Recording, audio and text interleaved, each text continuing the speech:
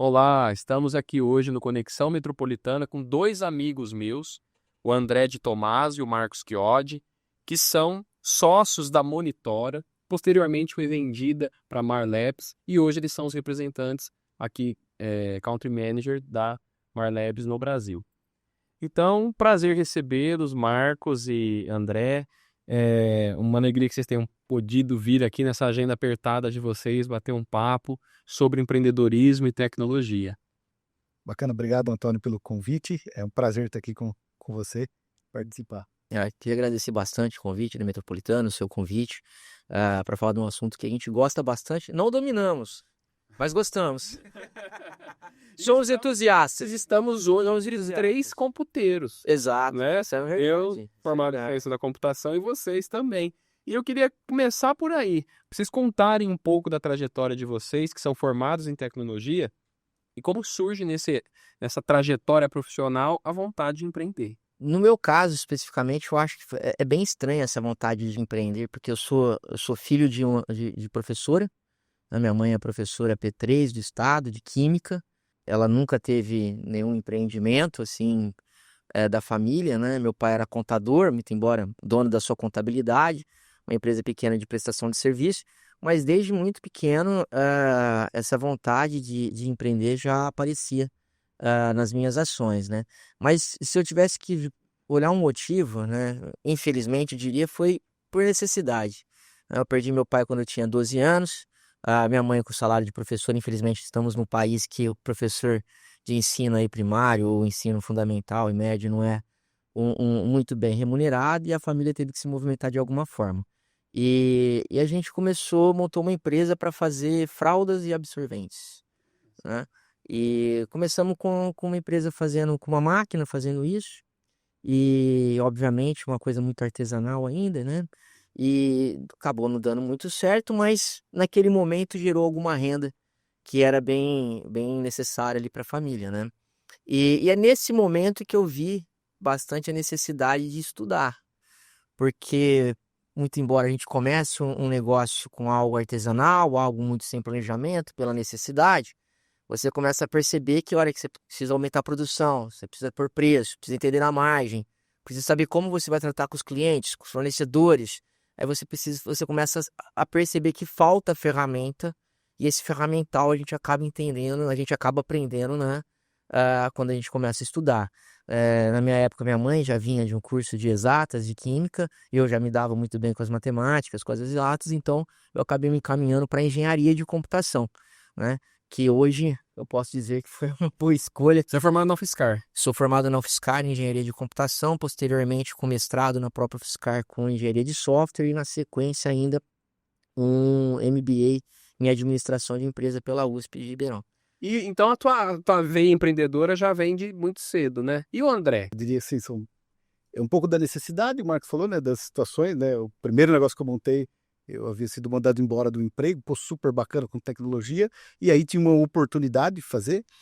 Então, um pouco da necessidade e a oportunidade, né? O que eu costumo dizer é que, e eu procuro até ensinar meus filhos, né? Pô, tudo é oportunidade, e a gente tem que fazer tudo aquilo que aparece pra gente bem feito, né?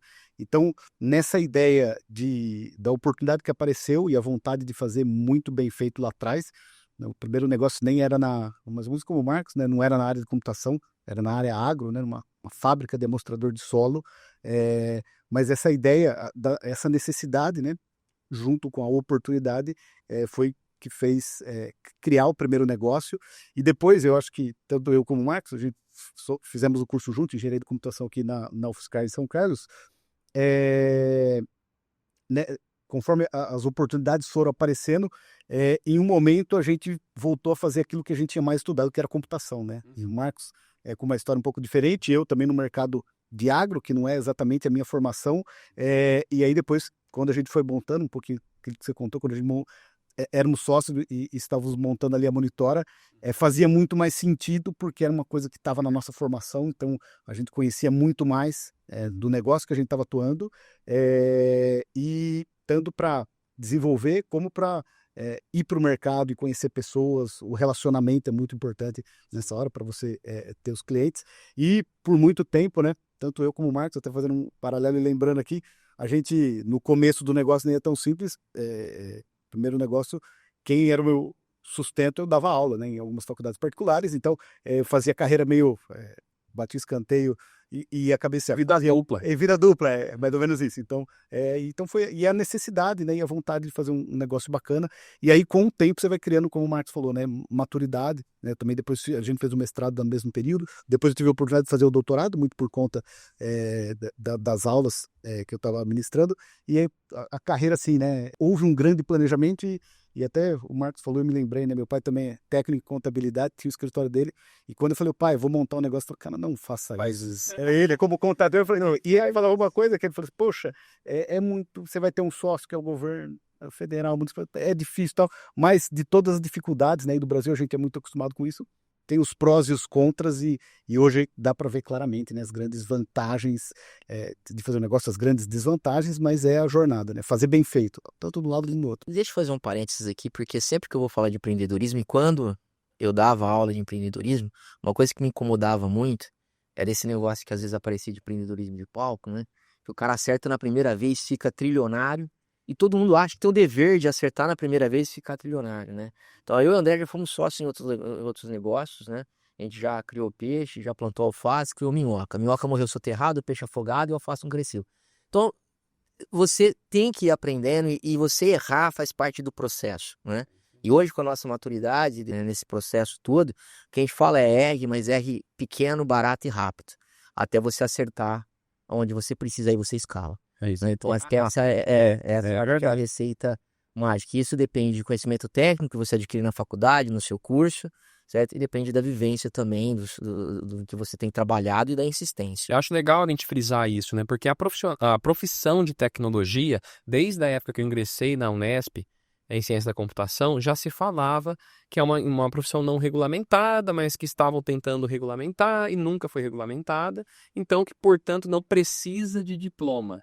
Mas a verdade é que se você não tiver uma formação de nível superior, as melhores vagas eu acho que escorrem entre os dedos.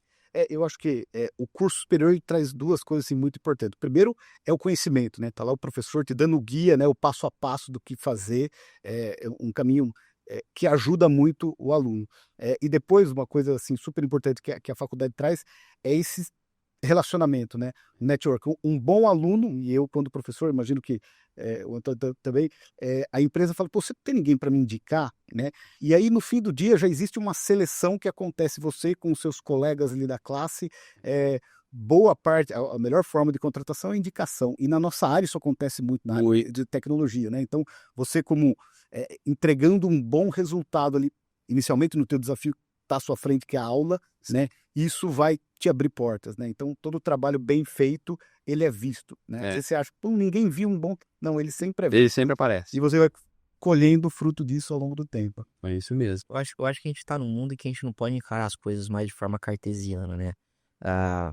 Efeito, causa e tá resolvido. Se fosse isso, ok, um curso simples de computação, você vira programador e você tá na área, né? Mas a gente não encara mais assim, o mundo tá muito complexo, né? Tá muito difícil de entender todas as conexões, então você tem que fazer uma análise sistêmica. E nessa análise sistêmica, uma universidade já faz isso, ela já é universal. Ela já vai te trazer conhecimento de vários setores, às vezes no mesmo curso, ou conhecimento de várias pessoas, como você colocou, para você conseguir ter essa relação, para você conseguir ter mais ideias do que a sua própria mente pode criar, certo? Sozinho a gente é muito pouco. Quando a gente está numa turma, quando a gente está com mais pessoas que estão com o mesmo objetivo, ou pelo menos pensando na mesma vibração, a gente consegue crescer mais, a gente consegue entregar mais, a gente consegue evoluir melhor. Então, por isso E a principal atuação da Marlabs hoje? Hoje a Marlabs é uma empresa reconhecida por desenvolvimento de produtos digitais, principalmente utilizando tecnologias como inteligência artificial e data de forma geral, né? Dados de forma geral. Certo. E como vocês estão vendo hoje as empresas do Brasil, elas já entenderam que é necessário incorporar a tecnologia aos processos, ou melhor, os processos à tecnologia, ou vocês acham que ainda tem muita resistência aqui no Brasil? De maneira geral, toda empresa ela passou por várias fases de adesão da tecnologia, desde o começo lá dos RPs, alguns anos atrás, depois sistemas mais complexos, dispositivos móveis, dependendo da área de atuação da empresa, e hoje a gente vive o que todo mundo fala, a inteligência artificial vai mudar, você precisa correr atrás, a empresa, se você não tiver com inteligência artificial, você vai estar fora do mercado, né?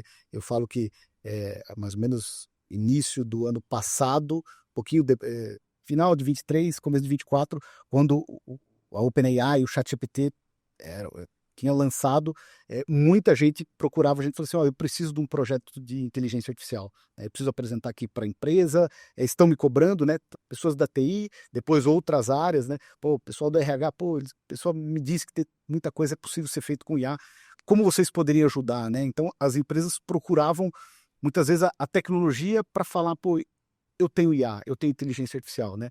E aí depois, passou o ano 24, 25, as coisas vão ficando mais maduras. Então, da sua pergunta, né? Como as empresas entendem?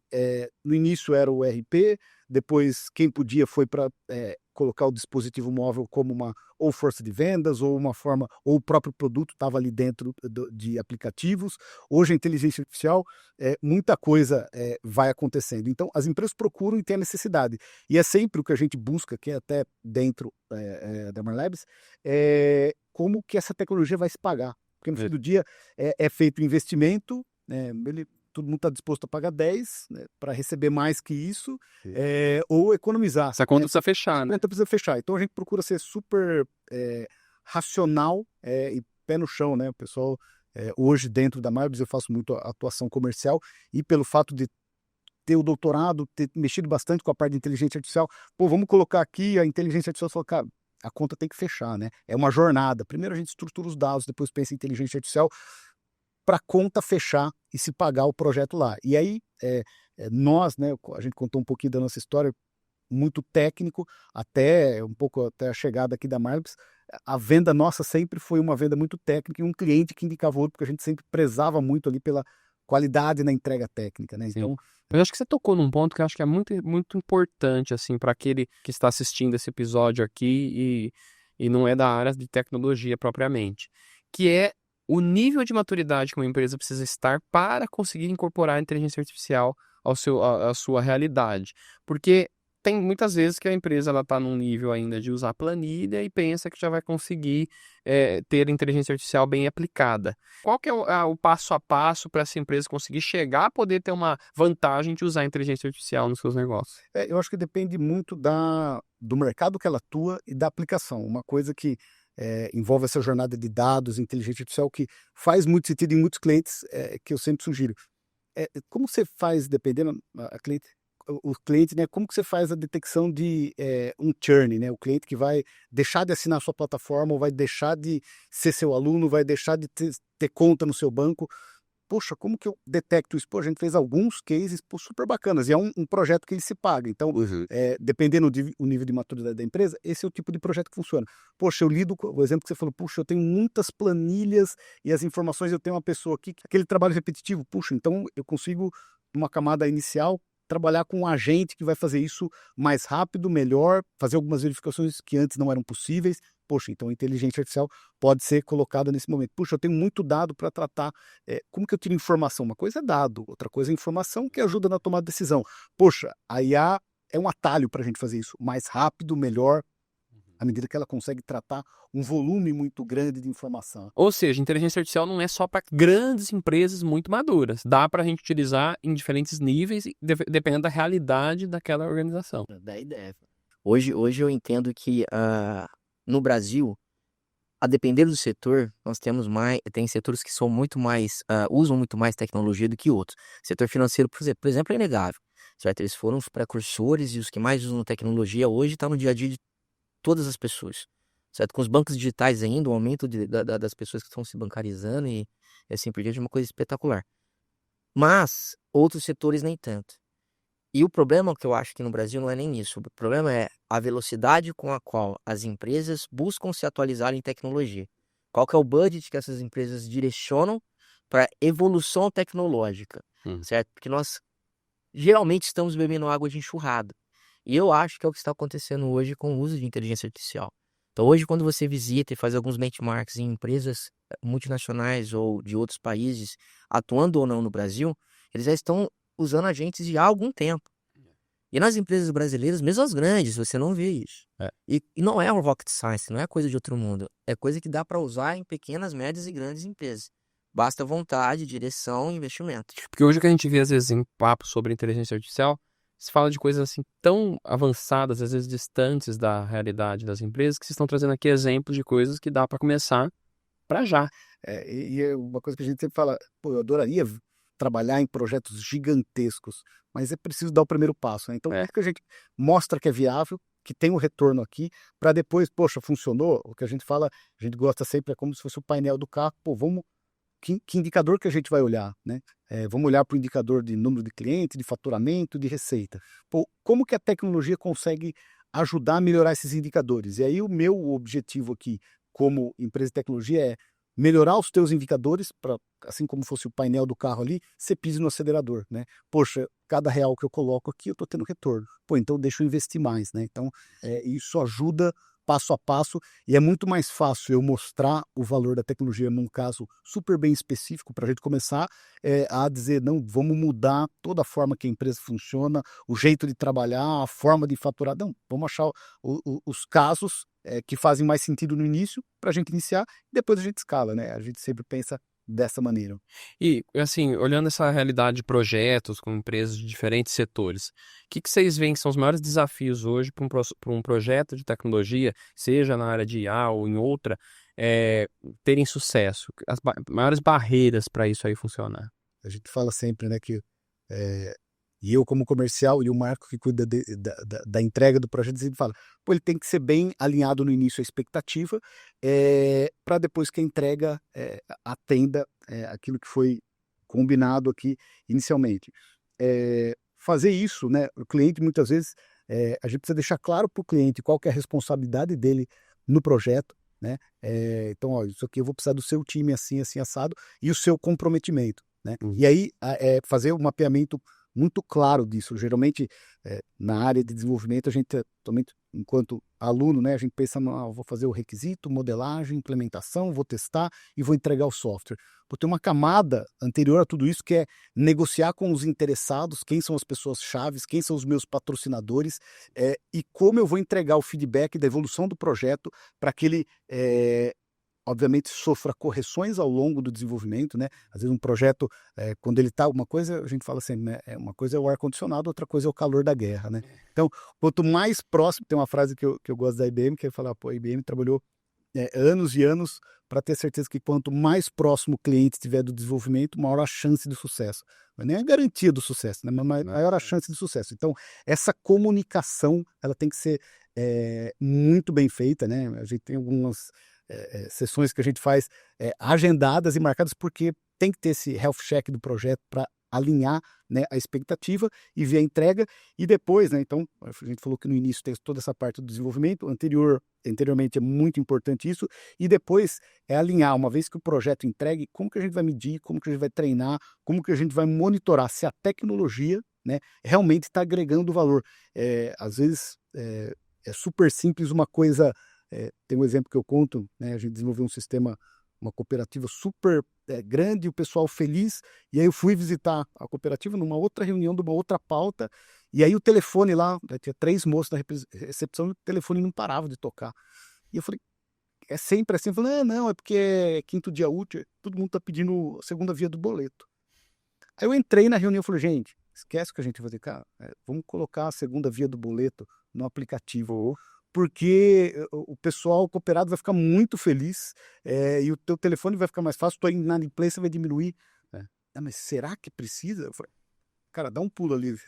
Recepção, você vai ver até então, esse alinhamento, o projeto tinha sido entregue, né? Mas depois acompanhar, nesse caso aconteceu quase que sem querer, né? Mas ter a capacidade de observar e ver, poxa, é uma coisa simples de fazer, poxa, ele já tinha um boleto, alguém ia lá e tinha um sistema que mandava o cara, vamos colocar no aplicativo. Faz toda a diferença. Faz toda a diferença. Então, primeiro, além do desenvolvimento, tipo, a gente não gosta de dizer tecnologia por tecnologia, né?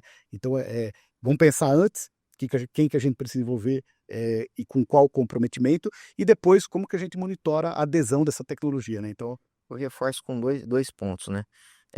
Tentar não socar o processo na tecnologia, e sim ao contrário, definir o processo e então automatizar com a tecnologia. É clichê isso. Você Mas desde que Falcone é Falcone. todo sentido. né? E a gente tem os projetos, né? Nós não, mas os projetos têm, de forma geral, né? As aplicações de projeto têm essa dificuldade. E falando especificamente de projetos de inteligência artificial, o que a gente vê hoje é muito projeto sem objetivo. Então, como virou buzzword, todo mundo quer falar de inteligência artificial, tem muito CEO, CIO que faz um projeto de inteligência artificial, coloca aí que eu preciso falar que eu tenho inteligência artificial. É receita certa para dar errado. Né? Então, a gente tem que saber qual que é o objetivo daquele projeto, por que a gente está implantando, se precisa mesmo de inteligência artificial, às vezes não precisa, qual o retorno que você está buscando e o que é esse projeto de sucesso. Ao terminar, a gente vai olhar para a cara dele e falar, esse projeto teve sucesso, porque lá atrás eu defini que sucesso era isso, e ele tá me dando esse retorno, ou ele tá me dando esse aumento de qualidade, ou ele fez essa redução de custo, assim por diante. É isso aí. Eu vi que vocês, sim, passaram por um processo de transição, né? Porque vocês eram os sócios da Monitora e depois vocês venderam a Monitora para uma corporação americana. E aí a Marlabs, que hoje vocês representam. O que muda na vida do empreendedor numa virada dessa? Eu agora tenho chefe. Boa. Antes eu tinha só um, agora tem vários. Antes era só o André de chefe, agora tem vários chefes. Eu entendo o seguinte, né? Primeiro o processo é transformador. Uhum. Né? Você criar uma empresa, você manter a empresa e depois você vender a empresa é algo que você tem que estar muito consciente dos passos que você está dando. Certo? Não digo que isso foi difícil para nós, porque desde um determinado momento, quando nós entramos na empresa, a gente já estava definido como um plano estratégico que em X anos, ou nós iríamos adquirir empresas, ou nós precisaríamos nos juntar a alguma empresa para a gente conseguir alçar voos maiores, atingir mais mercados, né? Muito embora nós já fôssemos empresa que vendia para fora, já tinha um mercado internacional que nós prospectávamos muito bem, ainda assim a gente precisava de musculatura para entrar em grandes players, que precisavam ser dedicações que são mais caras, investimentos em inovação e tecnologia, aceleradores e assim por diante, né? Então o processo em si foi transformador porque também é um grande aprendizado, né? Eu nunca tinha vendido uma empresa. Muito embora a gente estava se preparando para isso, a hora que você senta na cadeira para essa missão, você percebe que você precisa se municiar e se preparar de mais coisas. Então, você ter parceiros para te ajudar é algo fantástico, é muito bom. E o terceiro, né, que é agora indo direto à pergunta, né, como é que é depois isso, o que transforma depois isso, é que o empreendedor que começa o negócio do zero, na minha opinião, ele é solitário demais. Então, por mais que nós tentamos, por mais que nós sejamos sócios e temos aqui nós às vezes para conversar, numa empresa menor, numa empresa pequena que ainda está crescendo, com poucos anos de vida, você não tem um CFO com 20 anos de experiência sentado na cadeira do financeiro, você não tem um diretor de comercial necessariamente com 30 anos de experiência. Então, a sua estrutura para realmente ser mais agressivo no mercado, ela é um tanto quanto limitada. E quando você vai para um grupo maior que está consolidando, você tem investimentos consideráveis para você se posicionar melhor, tanto sendo mais agressivo na conquista de mercado, quanto sendo mais agressivo também no seu posicionamento de como você entrega e faz o seu delivery com aceleradores, com coisas que fazem o seu preço ficar mais atraente e a sua qualidade de entrega na velocidade, principalmente, porque a qualidade já era boa, ficar mais interessante ainda. Eu acho que o Marcos falou bem e é nível de maturidade, né?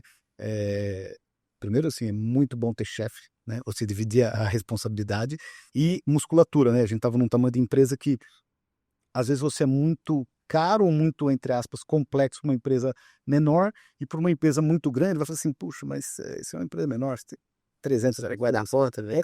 Será que ele vai aguentar? Então, depois da aquisição, a gente ganhou essa musculatura. A gente tem hoje a parte de desenvolvimento na Índia, na Bulgária e nos Estados Unidos. Então, a gente consegue tanto dividir da parte técnica, né? Então, tem, às vezes, projeto que a gente negocia aqui. Eu posso dizer, ó, eu consigo te atender no outro fundo, uma operação 24%, por exemplo. Poxa, eu precisava de um especialista nessa tecnologia. Então, globalmente, a gente tem quase 3 mil pessoas. Pô, quem aqui já trabalhou com essa tecnologia, nessa versão desse jeito? Poxa, então o teu leque de opções para atender bem o teu cliente fica melhor, né? E depois, finalizado o processo, uma outra coisa também que acho que o Marcos também deve sentir essa alegria e de ver que, como aqui no Brasil, a gente consegue entregar e desenvolver soluções, sistemas com a qualidade tão boa como é feita lá nos Estados Unidos. Existe todo... pô, os indianos são muito bons em tecnologia, pô, a gente entregamos da mesma forma, com a mesma qualidade, e conseguimos, assim, numa cultura global, mostrar e entregar o Brasil, assim, como esse potencial de tecnologia que a gente tem, né?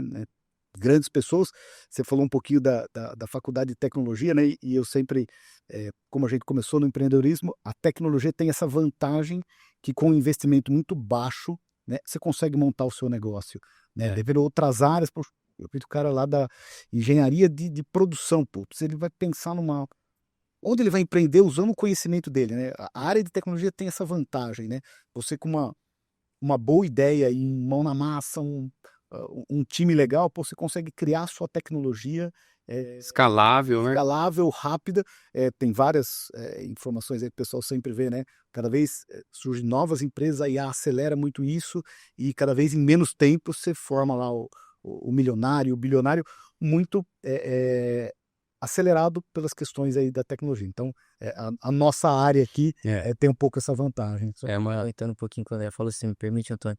Nosso logo antes, né, na Monitor, um deles era uma empresa brasileira fazendo bonito lá fora, né? Porque a maior parte dos nossos clientes eles eram lá de fora, né? Inglaterra, Malta, Paraguai, Portugal, nos Estados Unidos. E de fato, acho que isso a gente guarda um orgulho conjunto, que é ter alavancado uma empresa que ela já era internacional e ficou mais internacional ainda com a Marlabs. Mas com a sua pergunta ainda, e em cunho pessoal, porque eu falei só do cunho profissional, né? Tudo que muda, mas em cunho pessoal, depois que a gente vende, começa a coçar a mão, eu falei, agora, o que eu vou criar novo? Qual vai ser a próxima criação que eu vou fazer, né? Que nós vamos fazer? Então isso é uma coisa que sempre, muito embora você tenha um período, né? Você tem vários tipos de venda, né? Como a gente já tinha conversado, temos que você sai do negócio, então se você fica, que é o nosso caso, então tem um período que a gente fica no negócio, que é muito agradável, a gente tá curtindo demais, mas esse período acaba, e aí depois, o que a gente vai criar de novo é a pergunta que fica. E já Não é aquela ideia que algumas pessoas têm que vendeu, agora eu vou pra praia passear o resto da vida. Olha, para quem é empreendedor de coração e gosta do negócio, Não é? você pode até fazer isso por algum tempo, 6 meses, um ano sabático, o pessoal fala. Mas eu, sinceramente, não tenho vontade nem desse ano sabático por enquanto. A vontade e Partir agora pra próxima. vem, como é que eu desenvolvo melhor o nosso país, como é que a gente desenvolve a nossa sociedade, como é que a gente faz esse Brasil crescer. Tô aqui, sou daqui, quero fazer isso aqui funcionar. É isso aí. E o Brasil é um país muito propício para o empreendedorismo, né? Apesar de todas as dificuldades, de todas as questões regulatórias que o André já falou, né? O pai dele falou, "Oh", mas ainda assim acho que existe uma alma empreendedora no brasileiro, a vontade de empreender, né? Como vocês têm muitos, né? E eu queria pedir para vocês um conselho para quem está começando esse processo, né? Quem está criando uma startup. Qual seria o conselho que vocês dariam? Errar rápido, eu gostei. Tem alguns livros super que ajudam muito. Um deles acho que o Manual do Empreendedor, que uma dos aprendizados é o fail fast, né? Tem que falhar rápido. Me vem na cabeça que várias coisas que a gente tentou, começou, e algumas em tecnologia, né? Ao longo da Monitor a gente montou outras coisas focadas em tecnologia, e alguns aprendizados a equipe, né? Com quem está junto com você nesse negócio, né? Você está sozinho, né? Quem vai te ajudar? Geralmente os manuais ali sempre falam, né? É legal você ter um cara muito focado no negócio, uma pessoa muito boa tecnicamente, mas tem exceções, né? O cara com uma vertente só e as coisas aconteceram. A ideia de não fazer uma empresa de tecnologia. As empresas não fecham por falta de produto, mas startup não fecha porque não tem produto. Ela fecha porque ela não tem cliente, né? Então, o foco é em encontrar uma dor, né? E as pessoas têm que estar dispostas a pagar para essa dor ser resolvida, né? Tem um monte de tecnologia, a gente já erramos nisso. Pô, mas a tecnologia está super legal. Poxa, mas ninguém está disposto a pagar. Ela resolve uma dor, resolve, né? Mas você vai ver se aquilo vai funcionar como negócio. Você pergunta, você pagaria por isso? Não pagaria. Então, Tem que saber responder essa pergunta. Tá sempre exatamente, tendo, né? não vai fazer sentido, né? Porque alguém tem que aquilo tem que ter valor, né? Por mais que E eu já fiz esse exercício algumas vezes, inclusive com alunos. Não, mas aí eu vou ter um aplicativo, vai ter muita gente e vai ter publicidade. Pô, é a pior forma de você pensar no teu negócio, imaginar que você vai viver da publicidade que vai estar no teu aplicativo, né? É possível que não funcione, mas e indo pelo outro lado acha o teu cliente, né? Com quem você vai testar, né? Qual que é o teu mercado? Tem muita coisa, tem muito hoje a facilidade da internet, tem muito material e muita gente ensinando coisas bacanas. Tem muito livro legal, esse Manual do Empreendedor é um bacana. Depois eu posso até pego aqui e te passo, se me falhar o nome. Eu coloco no link do Isso, YouTube, tem pessoal. coisas bem legais, assim, algumas literaturas que ajudam. Uma outra frase que ela é acho que do fundador do LinkedIn, né? Se você tiver vergonha de lançar o teu produto, se você não passar vergonha quando você lançar o seu produto, quer dizer que você lançou ele muito tarde, né? Você não pode ter vergonha, você tem que, o quanto antes, testar no mercado, né? Você tem que ter as suas hipóteses, testar e validar e ver o quanto antes encontrar quem vai estar disposto a pagar por ele. Isso isso aí. Tem algum complemento? Eu vou ser mais pragmático, mas você vai descobrir que é mentira, que não foi tão pragmático assim. Mas acho que o conselho que eu dou é humildade, né? Então é bem pragmático, é humildade, mas eu deixo o pragmatismo de lado para falar que você tem que ser humilde para aceitar que você não é o dono da verdade, para aceitar que o seu produto de hoje pode não ser o que as pessoas precisam, para mudar rápido. Muitas vezes falta as pessoas que estão mexendo com startup no começo, né? Exato. Você é apaixonado pela sua É ideia. apaixonado. Você é apaixonado demais pela ideia, mas é humildade você entender que a sua paixão ela tem que existir. Mas ela tem que existir não por uma ideia apenas, mas por fazer o negócio acontecer, né? Tem que ser aquela paixão do Tom Quixote, mas você não pode deixar o Sancho Pança de lado. Ele tem que estar lá junto com você, te pondo o pé no chão, para você saber para onde você vai. Então essa humildade ela é muito importante. Humildade para saber que você não sabe de tudo, que você tem que buscar conhecimento. Humildade para nós brasileiros, sabendo que o português, apesar de ser uma língua linda, ela é insuficiente para fazer negócio no mundo. Você tem que saber inglês. Boa. Tem que Você saber inglês. precisa saber inglês. Excelente dica. Humildade para saber que o seu curso que você fez hoje foi o curso que você fez hoje, amanhã você tem que fazer outro. Não pode parar de Pior do estudar. que academia. Você fez hoje, amanhã tem mais. Se estudar, tem que continuar. É humildade para saber que você tem família e você tem que dar atenção para sua família quando você tem amigos para os seus amigos. Sua vida não pode parar por causa de um negócio. E o negócio também não pode parar por causa de outras coisas. Tudo tem que conviver de certa forma com harmonia. Então, humildade para entender tudo isso. Muito bom, muito obrigado.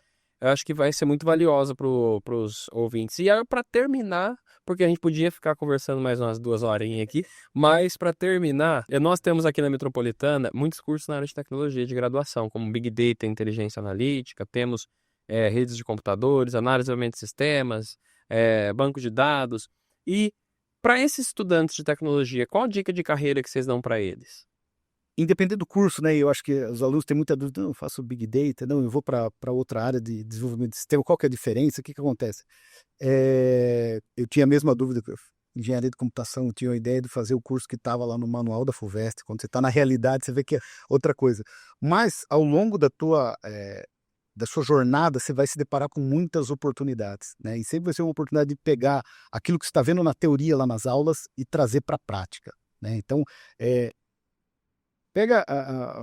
aproveita o máximo o conteúdo das disciplinas, né? Não se fixe só naquilo que está lá e, em termos para os alunos, o que eu dizia pega o trabalho que você tem que fazer, os projetos, cria lá o teu perfil lá no GitHub, vai populando isso para ser o teu portfólio. Tem muitas empresas que vão pedir o seu LinkedIn e aí, cara, você vê os projetos que você tem ali no teu GitHub, tudo bem feito, bem documentado. É difícil fazer um projeto de início, meio e fim, entregue. Então, vai construindo o teu portfólio bem feito e o quanto antes tiver a oportunidade, né, de se envolver com projetos da faculdade, com projetos, ou uma escola lá que está precisando de um site para isso. Pô, vai lá e faz, né? Faz e vai criando o teu portfólio, né? Você estudante deve ter um monte, o LinkedIn tá lá, uma linha que você fez, o curso e tal. Você precisa de colocar linhas lá, né? Então, vai buscando problema para resolver, né? E aí, nessa jornada, você vai descobrir o que você gosta mais. Putz, banco de dados, pô, adorei isso aqui. Eu gostei mais de front, eu gostei mais de back, né? Você nunca vai saber. Eu falo que eu assisto um monte de jogo de futebol. Eu sou péssimo. Assisti o MasterChef, mas não cozinho grande coisa, né? programar é a mesma coisa, né? Você não vai aprender a programar vendo os outros programar e assistindo o curso. Você tem que botar a mão na massa, né? É isso. Você aprende a programar programando, cozinhar cozinhando e jogar pro Hands-on, né? Então, hands-on, é isso aí. Aproveita o tempo sendo um cara hands-on. Duas ou três dicas. Eu acho que no Brasil, no mundo em geral, né? Nós somos muito cruel com a nossa juventude, né? Com 17, 18 anos, ele é obrigado a escolher o que ele quer fazer. E às vezes ele é obrigado a escolher o que quer fazer numa área que ainda tem muita coisa para ser escolhida lá dentro. Então, muito embora o conselho seja algo difícil de ser executado, eu digo, vá conhecer o mercado. Você entrou na faculdade, vá conhecer o maior número de empresas que você pode conhecer naquele setor que você está cursando. Uma empresa de TI, de tecnologia de informação, ela pode ser uma empresa de implantação de SAP, de RP, de forma geral, ela pode ser uma empresa de desenvolvimento de um banco de dados, ou pode ser uma empresa que usa um banco de dados. E quando o aluno entra, ele não tem essa noção, ele não sabe escolher ainda, ele precisa conhecer. Então, acho que esse é o primeiro ponto. O segundo ponto é leia, meu camarada, ou minha camarada, leia o máximo que você puder, e não só coisas de computação, coisas diversas, que isso vai te abrir a mente, vai te dar maior flexibilidade de pensamento na hora de você escolher. Eu acho que isso é fundamental. E o último aproveita, como o André disse, a oportunidade que está na sua mesa. Certo? Você não sabe como que vai ser amanhã e como que isso vai ser útil para você. Se você tem um tempo e você tem a oportunidade, invista pelo menos um pouco para entender se aquilo vale a pena ou não. Não descarta logo de cara, né? isso aí. Acho que esses são os conselhos que eu daria. Gente, eu quero agradecer por esse papo de altíssimo nível aqui com vocês. Tenho certeza que vai ser enriquecedor para quem está assistindo. Obrigado e estamos sempre de portas abertas para recebê-los aqui na nossa faculdade. Muito bom. A gente que agradece, muito obrigado pelo convite e pode convidar mais vezes que a gente adora. Obrigado, pessoal, pela atenção e até o próximo episódio do Conexão Metropolitana.